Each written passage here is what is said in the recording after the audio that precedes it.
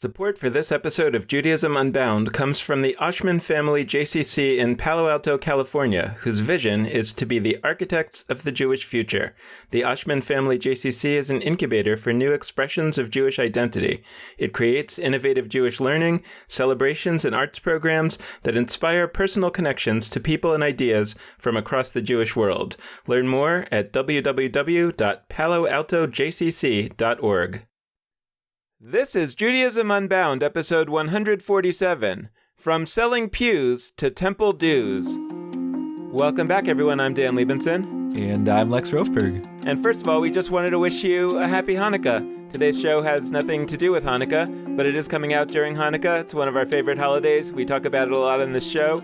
And so we thought we'd just start off by wishing you happy Hanukkah. But there is one way in which today's show actually is a little bit connected to Hanukkah, specifically the tradition of giving Hanukkah gelt. Gelt is the Yiddish word for money, and it's been traditional to give the kids a small amount of money for Hanukkah.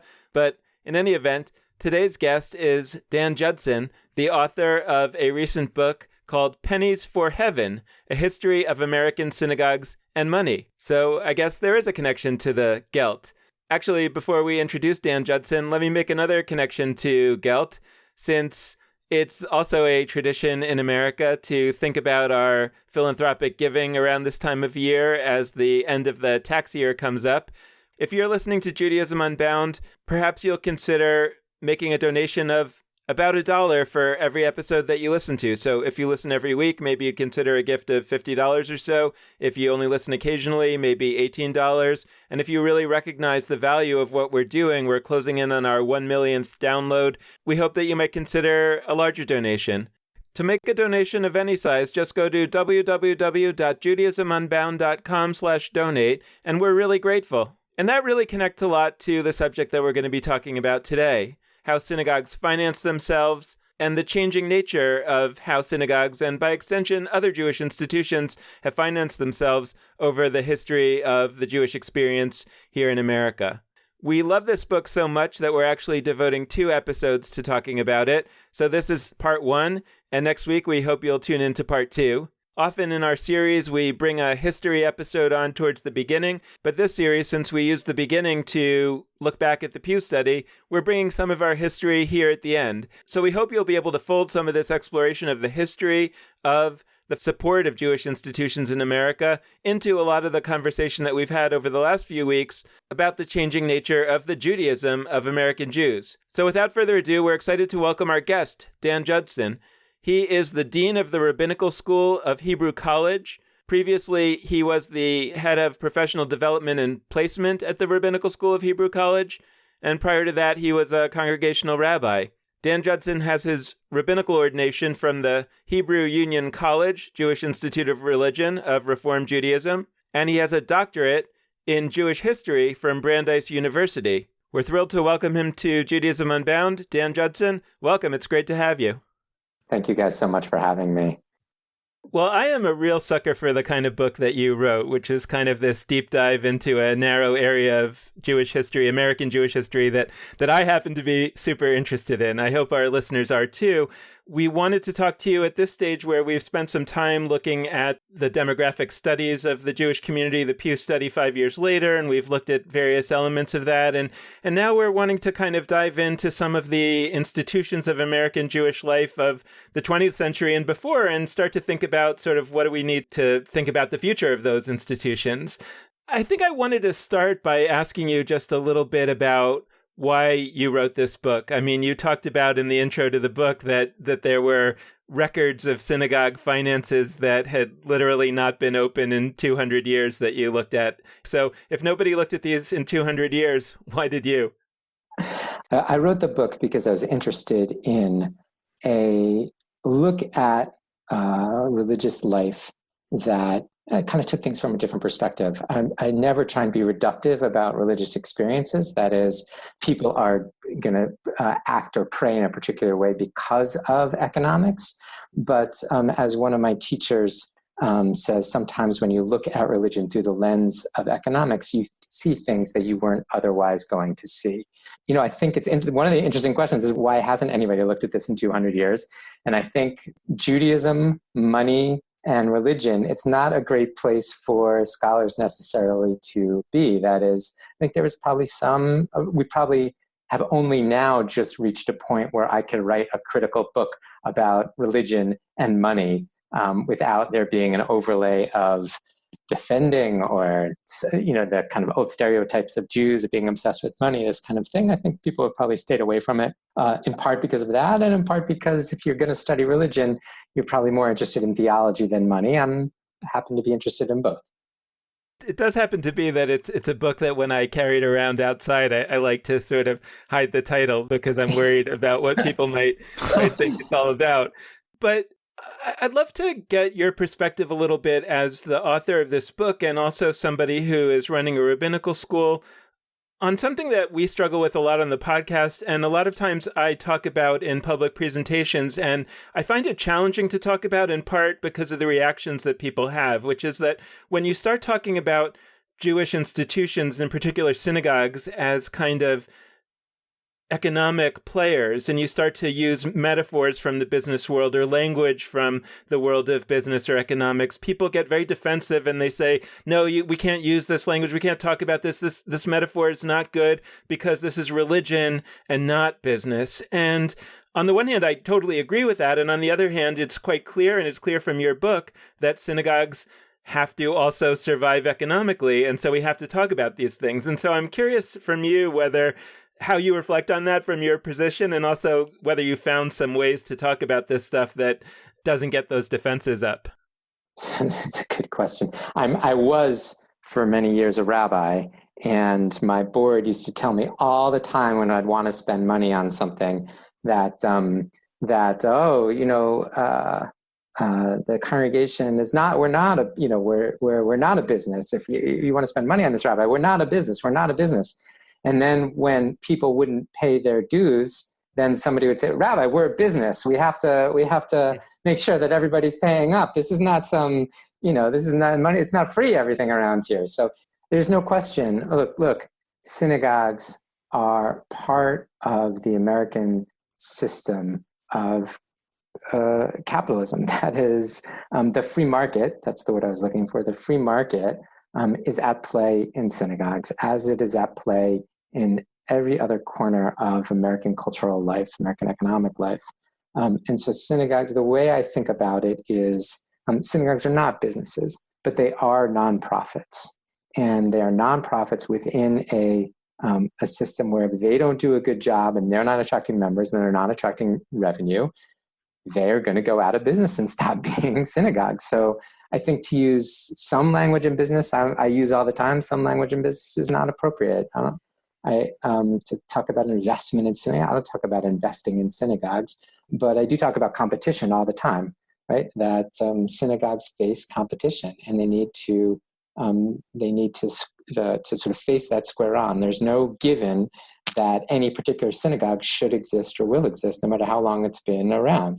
You and I were just talking before about Congregation Mishkan Tefillah, which still exists, but was the oldest conservative synagogue in Boston, and moved 3 times, and is now kind of hanging on. But when it left it was a big synagogue in the suburbs from the 1950s till just about 5 or 6 years ago, and it was a pretty big deal for the Jewish community that this standard bearer congregation for so many years, the congregation in Boston, was closing down and moving to a much smaller space in another synagogue. It's like any other business, there's no guarantees. I don't know that a lot of our listeners have really thought a lot about the history of how synagogues raised money, but it's super fascinating. And I'd love to go back to the beginning of synagogues in America before there was a United States of America. And there weren't very many synagogues, but I was fascinated that it sounds like one of the major ways that they would get revenue would be sort of to auction off or sell the various honors in the synagogue. So could you describe a little bit about what that was like and what that really meant and how that worked? So auctioning off is still done in some shuls today. Typically, Sephardi shuls still do it in America today. But by and large, we've stopped the process. So yes, indeed, we've stopped the process of auctioning off synagogue honors. The process looked a little different depending on the synagogue. But for example, when the Torah was taken out, there would be literally an auction in the synagogue over who would get the right to say the first and second blessings over the Torah. And it might be sort of very surprising for contemporary Jews to hear that, but this was a practice which dates back to the Middle Ages and was ubiquitous throughout the Jewish world. Although interestingly, it's not mentioned at all in rabbinic sources. It's not mentioned in the Talmud, but we have sources, from the late Middle Ages that it was practiced pretty much everywhere. So somebody had the genius idea to do this, and then it flashed around the Jewish world successfully. And so in American synagogues, it might look like that the Torah would be taken out of the ark, and often it was done in Spanish, and they would, in Spanish, ask who wanted to bid. No money, of course, would be changed hands on Shabbat itself. You would only raise a hand, somebody would keep track how much that the bid was actually for. My sense is that at times the bidding was rigged, as it were. That is, if it was somebody's son's bar mitzvah, that person was going to win the bidding for the honor. But I think this, just as interesting as this is, one of the stories I tell in the book is the story of how it came to an end in America. And it came to an end in, I can date it pretty precisely to 1825, to the very first Reformed congregation in America was a congregation in Charleston. And the congregation goes back to the 1780s, and it was a group of 37 men who wrote a protest, a revolt against the congregation. And they had a list of things that they wanted to, they didn't call it a Reformed congregation, but they wanted reforms in the congregation. It was a traditional congregation. And it is a 4-page document. It is the first document of we have in America of Reformed Judaism, basically. And the first 2 pages are given over to the kinds of things which you guys have covered on this podcast before about what makes Reformed Judaism different. They wanted English. They wanted sermons in English. They wanted less davening. That is, they didn't want as long a prayer service. But then half the document is given over to, they hated breaking out the Torah and having an auction for it. They thought it was, I'll tell you, the problem that they saw was that Jews would, when the Torah was broken out, some Jews would see that and they would take the opportunity to get up and go to the courtyard and start drinking. This is now 1825. So to avoid having to be there. Yes, exactly, Dan. Yeah, of course, to avoid having to be there. Precisely what the document says is that they would do it a few times, but then sort of later in the year, when they were done with their generosity, I think, towards the synagogue, they would go out into the courtyard. And what the document says, which is so fascinating, is that they would set an ill example for the eyes of strangers that might come and see them. What are they talking about? They're talking about the fact that in Charleston, the synagogue is right next to, all the other buildings where people lived. People lived cheek by jowl in these early American cities. They were worried that Christians were going to walk by and see them outside in the courtyard. And if they struck up a conversation and ask them, why are you not in services with the rest? Aren't services? Isn't your religious services still going on? I think they were worried that they would say, well, we needed to leave because we didn't want to pay for something. And that would raise all sorts of bad ideas about Jews and money and religion. This was the end. From that moment, it sort of Reformed Judaism developed without the idea of auctioning off Torah honors. And the other movements in Judaism came along as well. So that, by the late 19th century, you didn't have a lot of auctioning off of Torah honors in America. The main kind of rabbi, we'd probably call him a conservadox rabbi in the late 1840s, Isaac Leeser, writes a note saying that this is this is a kind of an ill practice that should be gotten rid of, and we need to do a different way to raise money for synagogues.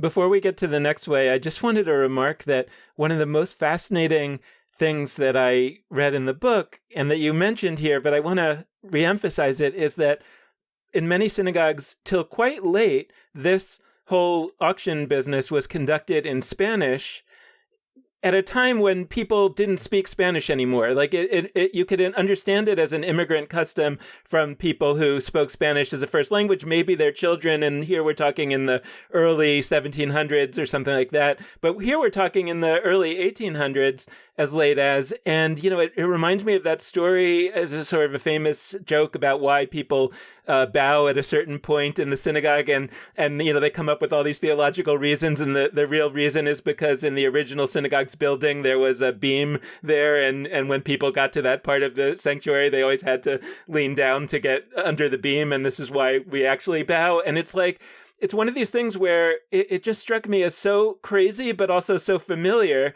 that people would do a certain thing and would insist on a certain way of doing things, even if that way just meant speaking in a different non-Jewish language, because this is kind of the way we've always done it, and this is part of the tradition. It was insane to me.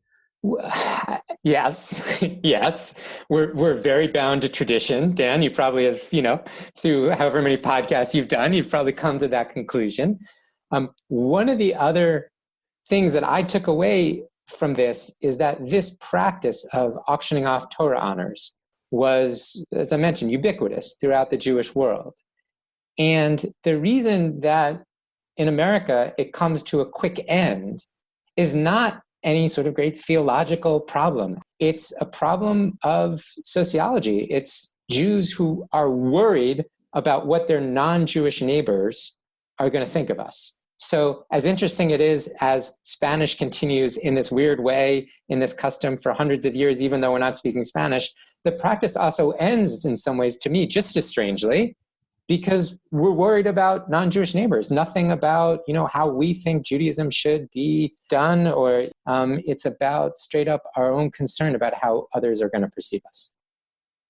I, like Dan, we've got multiple Dan, so I, like our host Dan, was also really taken by some of those early stories about these auctions. But I also wanted to ask you about what came next. There's all sorts of fascinating evolutions that we start to see that you describe in your book as we move forward in the 1800s and as we continue in Jewish history. And I'd love to hear about that. And in particular, one development that I thought was incredibly fascinating was that as these auctions shifted away, we had another custom that folks today might shake their heads at, that I had never heard about. So I had heard about the auctions, but I had never heard about this idea of selling literal seats. So we talk about butts in seats at synagogues, and we have to think about, transcending the idea that everything's about getting butts in seats. But in certain areas, it literally was about selling seats in the same way you would a concert or something else. So as we move forward a little bit in the 1800s, what are some of the next evolutions in how congregations go about finding money? That is, I think, one of the big stories of my book, actually, because it's how 19th century congregations funded themselves almost entirely, was by the selling of seats. Before I get into that history, and I think it's an important and interesting history, I just wanted to point out there are two ancillary ways that synagogues also raised money in the 19th century. One is there's still some auctioning, as you mentioned. One is dues. I guess there are three ancillaries. One is there was some level of dues, but not what it is today, very minor. That was a minor way synagogues raised money. But another way, and I offer this up to all synagogue presidents when I speak to synagogues, and they all want to take me up on it, is one of the ways synagogues raise money is that they would fine people. They would fine you if you showed up late for a meeting. They would fine you if you spoke in services. They would fine you if you sang louder than the chazan. They would fine you if you caused a ruckus in a board meeting. They would fine you if they wanted you to be the vice president and you didn't want to be the vice president. You'd have to pay your way out of it with a fine. So there's this whole fine. They didn't raise a lot of money this way. It was a small amount, but I always offer that up, and synagogue presidents are usually pretty psyched when they hear that they had more power than they ever thought they did and could start fining people. Okay, that's a side story. So the main story is this question about selling seats. So the broader picture here is that in Europe, synagogues primarily funded themselves with a tax that the government was putting on the Jewish community, which individual Jews paid, which the government would then take a cut of, basically, and that money was then filtered back down to pay for salary and upkeep of the synagogue. So there was a compulsory tax in Europe, for the most part, is the way that synagogues were funded. In an American context, obviously, it was separation of church and state. There was no way for a compulsory tax on the Jewish community to exist. So synagogues had to figure out how to raise money without such taxes. They looked at their Christian neighbors, and this happened a little bit in Europe, certainly, but their Christian neighbors were funding themselves. Protestant churches, for the most part, funded themselves by selling pews. The synagogue would divide itself up into a few different sections. So you mentioned the same way that you would have concert tickets. The closer you sit to the Rolling Stone, whoever is you're going to see a concert of, I just dated myself dramatically, but the closer you sit, the more expensive those seats were. So synagogues would divide up maybe into 4 sections, A, B, C, and D, and then they would set a minimum value for the A seats. So in Cincinnati in 1840, that minimum value might have been around $50. The B might have been around 40, C might have been around 30. Some synagogues would then, within each section, they would auction off each and every seat in that section, the minimum value being the values for that particular section. Women's seats in the gallery, so now in the 19th century, there was gallery seats for women, same thing. They weren't as valuable as the A seats for men, but they still were, they were sort of as valuable as the B seats for men, if you were. Synagogues would set a value for the seat. Let's call it $50, make it easy. You would pay the $50, and then every year, synagogues would charge you a 10 to 12% seat fee. Some people, if they wanted that A section or B section, and they couldn't afford it, they would take out a loan from the synagogue.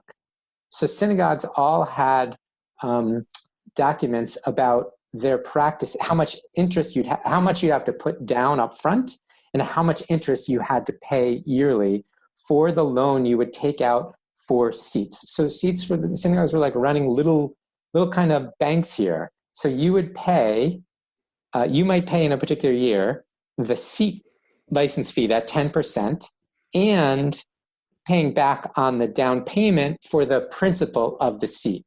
Here's the thing, though. You owned that seat. Don't think about today in a synagogue where somebody's name might be on it. Literally, you own the seat like you would any other piece of property.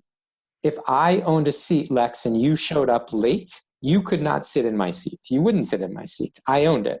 What it also meant, though, is that if I died, that seat would go to my inheritors, who also had to pay the yearly fee on it.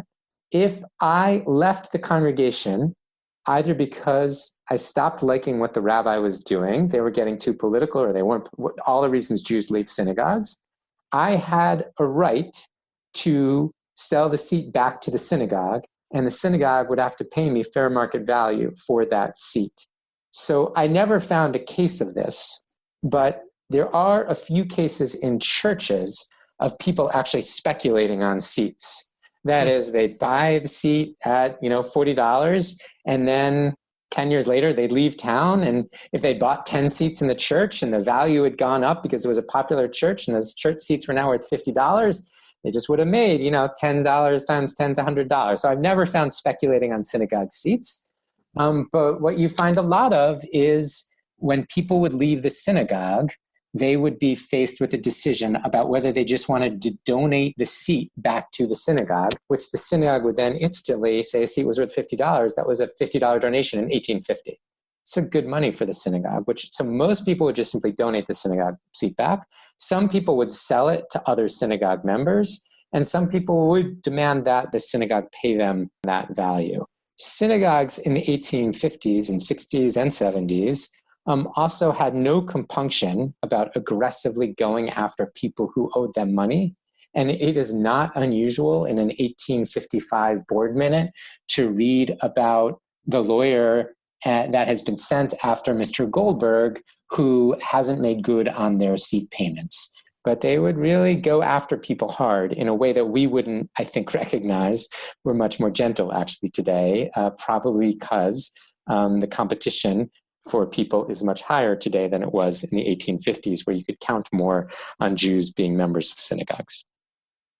You just cited a little bit and opened up a question that I wanted to ask. You talked about Christians, you talked about churches, and in this thread about speculating for seats in the church or in the synagogue.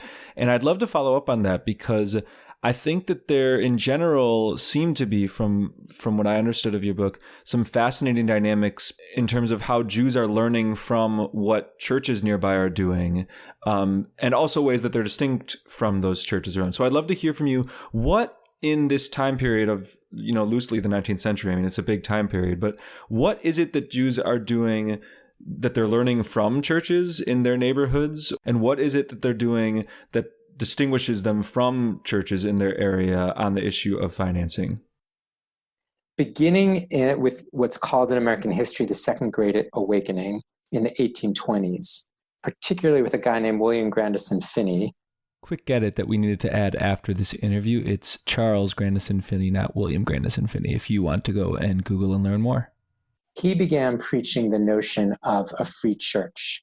He began preaching to say that, wait a second, people shouldn't have to own a seat in a church to be able to hear, the gospel. Anybody should be able to come and hear the gospel. And if we say that you have to own a seat, so for synagogues, you had to own a seat to be a member. Same thing is happening in churches. He led a crusade, as it were, against this idea, and promoted the idea of what's called a free church. No seats, nobody owned nothing. And what that started was, the way then that they raised their money was, he got often got a few wealthy folks to sponsor him, to pay his salary and to sponsor the upkeep for a church. And it started in the Christian world, what we recognize today as simply passing the plate. That is, people, no obligation, but people of their own kind of free heart, giving as they're moved on a Sunday morning to the upkeep of the church. The free church movement kind of goes away. The big idea, though, that comes out of the institutional church and the commitment to move away from people paying for pews is what's called stewardship. Stewardship is a theological idea.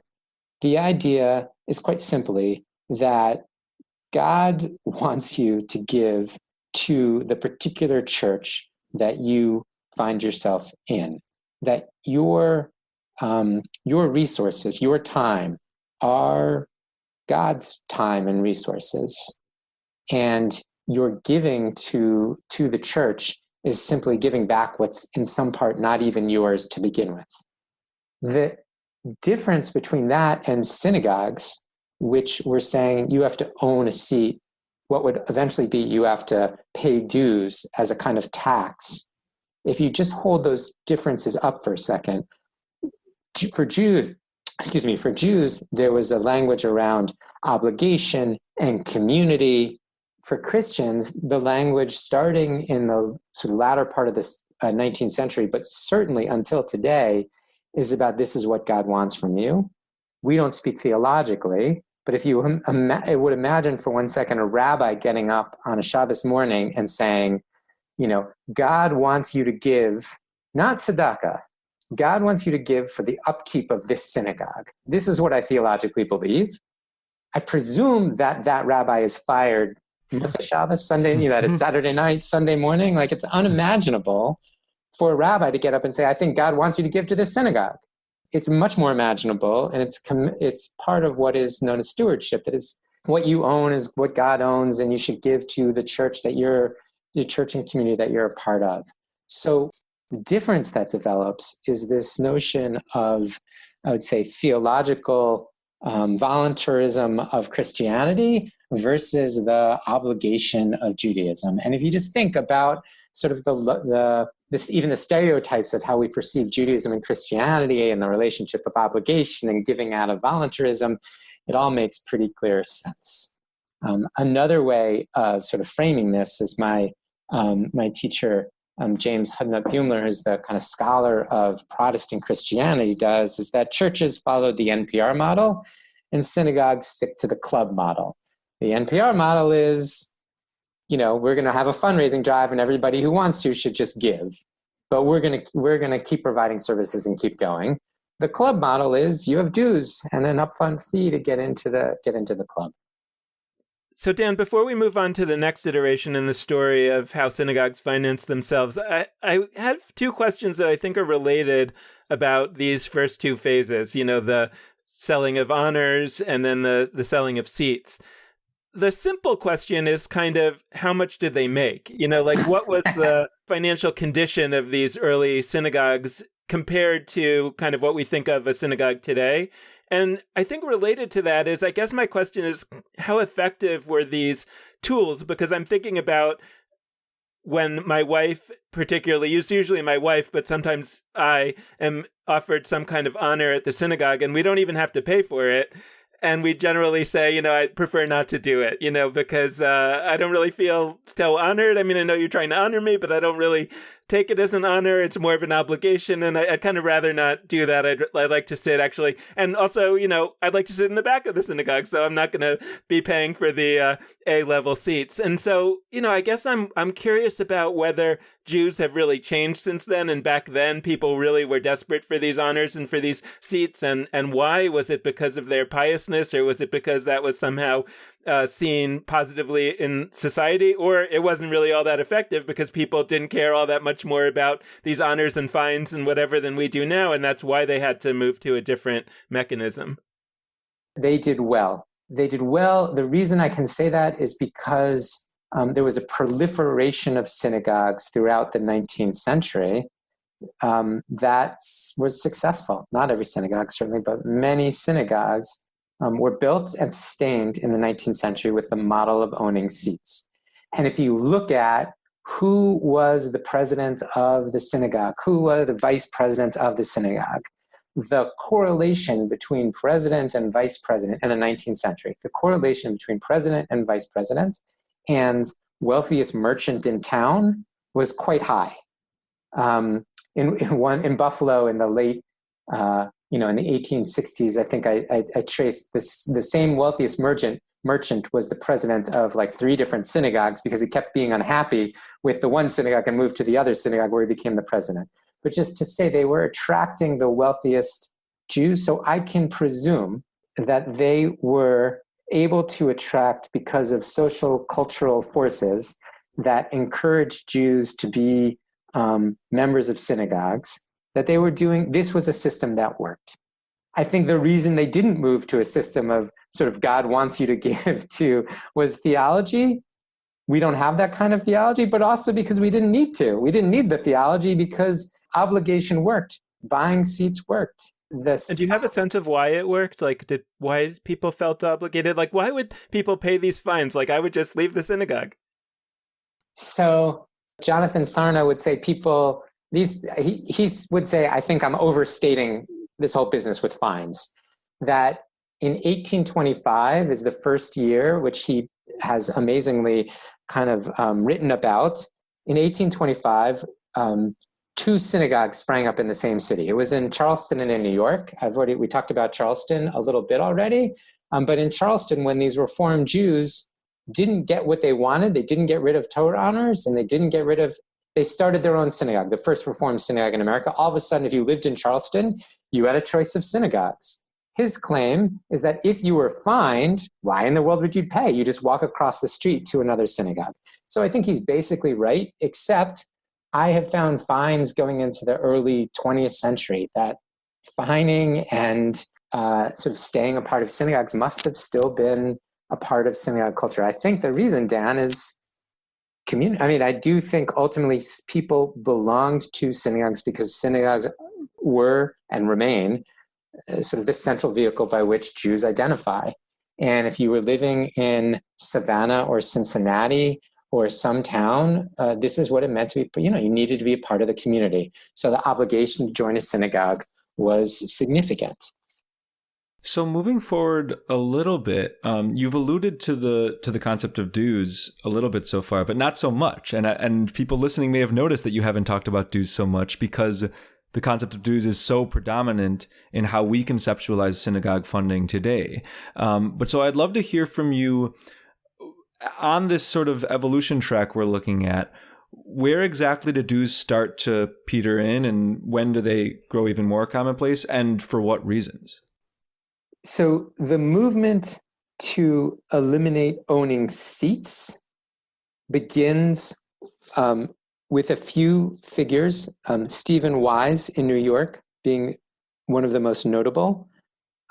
People are familiar, maybe if they live in New York City, with something called the Stephen Wise Free Synagogue, but they don't know why it's called the Stephen Wise Free Synagogue. If you ask even people, I think, who go to the synagogue, they'll tell you it's the Stephen Wise Free Synagogue because Stephen Wise, who was the rabbi of a synagogue in Portland, Oregon, was called to become the rabbi of Temple Emmanuel in New York City in the early 1900s, the largest and most prosperous synagogue in the country. He told them he would only become their rabbi if they would not exert control over what he could say from the bima, what he could say publicly as a rabbi. And they told him, no, we have control over what you're, I'm shorthanding all of this. They told him, no, we want control. He told them basically, go away. I don't want to be the rabbi of Temple Emmanuel in that case. And from him, basically in every rabbinic contract, and to this day, there is something called freedom of the pulpit, which comes from Stephen Wise saying to Temple Emmanuel, no, you can't control what I'm going to say. So that's why it's called the Free Synagogue, except that's not totally why it's called the Free Synagogue. It's also called the Free Synagogue because Stephen Wise had another freedom in mind. He thought that it should be free from paying for seats. So he was an early advocate of getting rid of paying for seats. He said the religious conviction is better served with a voluntary gift. So he was an early proponent. It didn't really catch on, though, until right after World War I. World War I saw a high point for conversations around democracy. The zeitgeist of the time was all about democracy. Woodrow Wilson said, we are going to make the world safe for democracy. That's why we went to World War I. We're about to celebrate next year the anniversary, the centennial of suffrage. The suffrage amendment was passed in 1919. The buzzword in 1918, after World War I, was all about democracy. And yet when you walked into a synagogue, the seats were stratified based on how much you could pay. So I found a president of the synagogue saying in Louisville, Kentucky, you hear all about democracy these days. Democracy is on everybody's lips. There should be no more place of democracy than in a synagogue. And another rabbi, Leo Franklin in Detroit, had a great saying. He said, in the synagogue, there should be no snobocracy. People should be able to pay and sit wherever they want. So there was this movement after World War I to egalitarianize, financially speaking, the synagogue, to democratize and egalitarianize the synagogue. So basically, what happened was that people were not paying, they weren't buying seats in the same way they used to. And when synagogues looked around, why aren't they buying seats in the same way that they used to? They came to the understanding that there were cultural factors that work. The zeitgeist was all about democracy, and people didn't want to be part of a system that was sort of upholding a snobocracy, for lack of a better word, approach to synagogue finance, where the wealthier got better seats and better deals. So I think the cultural move towards democracy influenced directly, and we have direct testimony of this, influenced the way that synagogues finance themselves. I should say one other thing about this. The 1920s, the exact same time, the 1920s saw the building of lots of big synagogues. Your people listening to the show are probably familiar with the name Mordechai Kaplan. Mordechai Kaplan began something called the Synagogue Center. He had a vision for synagogues that would be beyond just places to pray, but would be places where, have schoolhouses, social halls, gyms, the shul with a pool phenomenon, which might be some folks might have heard of, arise in the 1920s. So all of a sudden, people are starting to build, following on Kaplan's ideas, people are starting to build these mega synagogues. Found synagogues which in today's dollars in the early 1920s are costing $16, $17 million in these massively expensive synagogues. If you're going to spend that much on a synagogue and you tied membership exactly to the number of seats that you had, you limited the number of people who could become members. So if that makes sense, yeah? Just to clarify, because there are only a certain number of seats in the room, exactly. Then you can have that many members. You can't have more than that. Exactly. Pretty straightforward. But the problem was, if you have more members than more seats, what do you do on Yom Tov? That is, what do you do when Rosh Hashanah and Yom Kippur come along and everybody wants to go to shul if nobody owns seats anymore and if you've got more members than seats? So congregations made a special exception. We're not going to own seats anymore, except we're going to sell seats just on Rosh Hashanah and Yom Kippur. So a lot of your listeners might go to synagogues even today where they say, our synagogue still does this thing where on Yom Kippur, Rosh Hashanah, people actually have to buy seats or they get assigned seats with their membership. And it's because at this transitional period, synagogues didn't want to entirely give up on this notion of owning seats because they wanted people to feel comfortable that they would have a seat on Rosh Hashanah and Yom Kippur. So you could become a member of a synagogue, but then you'd have to pay additionally to make sure you'd have a seat. Or as lots of synagogues do, they started having double session Kol Nidre starting at 6:30, and that is the big prayer service in Yom Kippur. You needed two of them to accommodate all the members. So you had kind of intersecting ideas. One is synagogues wanted more members than the number of seats, and two is this cultural push towards democracy, which was very palpable at the time. Synagogues initially, if you read the kind of presidents and rabbis, initially they're encouraging congregants to give what they can, a kind of what we would call a sliding scale today. That is, you would pay dues based on your income. That was a result of the income tax that had been put in place in the early 20th century. You can see some of the exact same language that was used to defend the income tax was used now about a sliding scale for synagogues. But most synagogues, by let's say World War II, most synagogues have given up on selling seats and they moved to dues, just one fee. And I think they've moved to one fee and not a sliding scale based on income. It's just easier. Everybody pays the same thing. We're going to give a break to people if they've got hard financial situations or they're senior citizens, and it's the system we know today. And it seemed like it worked pretty well, right? Because they were able to build these big synagogues, and there was also an economic boom and a large immigration around that time.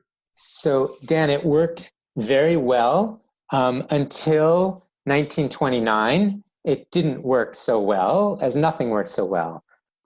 So, to say a word about the Depression, it fascinated me in both ways. That is, how well synagogues did during the Depression, and at the same time, how much they struggled were both fascinating.